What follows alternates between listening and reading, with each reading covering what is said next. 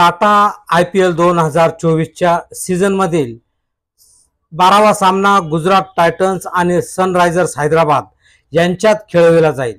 हा सामना रविवारी दुपारी 3 वाजता अहमदाबादच्या नरेंद्र मोदी स्टेडियमवर खेळविण्यात येईल। या स्टेडियमवर फलंदाज चांगली कामगिरी करतील की गोलंदाज हा सध्या चर्चेचा विषय आहे। सध्या कडक उन्हाळा सुरू झाल्याने येथे खेळाडू आणि प्रेक्षकांना गरमीचा सामना करावा लागेल।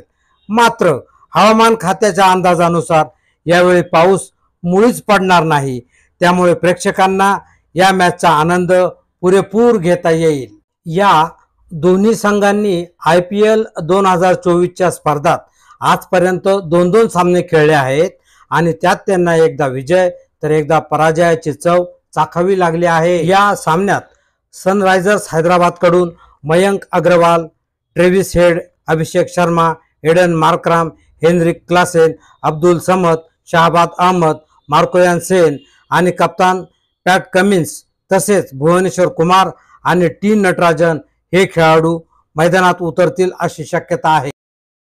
सनरायझर्सची टीम चांगलीच फॉर्मात येत आहे। फलंदाजी आणि गोलंदाजी या दोन्हीत हा संघ आघाडीवर आहे।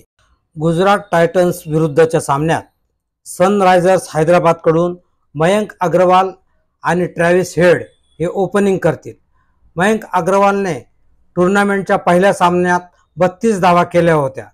त्यांचे जोडीदार डेव्हिस ट्रेड यांनी ओपनिंग सामना खेळला नाही, पण मुंबई इंडियन्सच्या विरुद्ध त्यांनी शानदार फलंदाजी केली होती।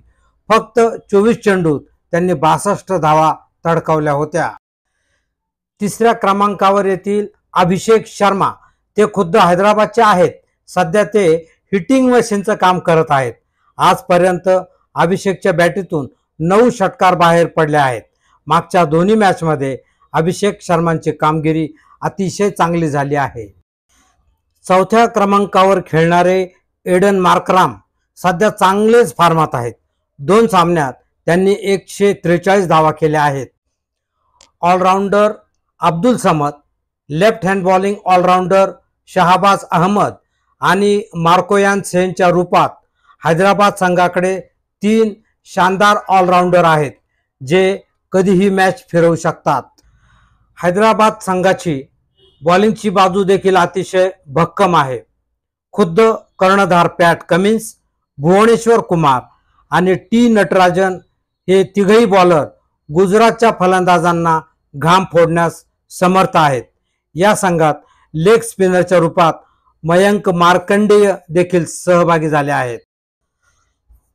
गुजरात टायटन्सच्या संघात शुभमन गिल कप्तान, Wriddhiman Saha, Sai Sudharsan, Azmatullah Omarzai, Vijay Shankar, David Miller, Rahul Tewatia, Rashid Khan, Umesh Yadav, Spencer Johnson आणि मोहित शर्मा हे खेळाडू सहभागी होतील।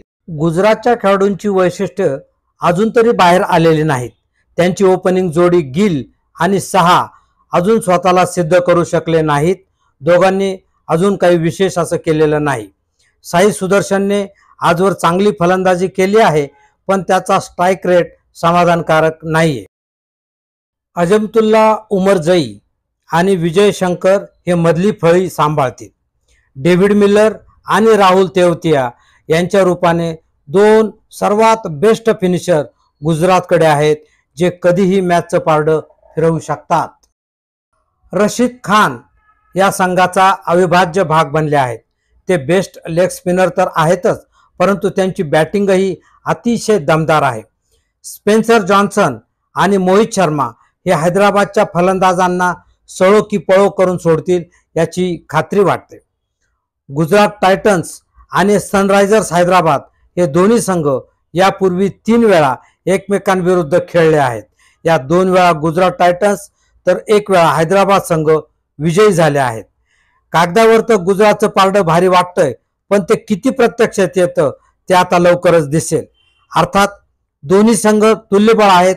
दोघांनाही जिंकण्याची खात्री आहे। तुम्हाला काय वाटतं? कृपया कॉमेंट बॉक्समध्ये लिहा। धन्यवाद।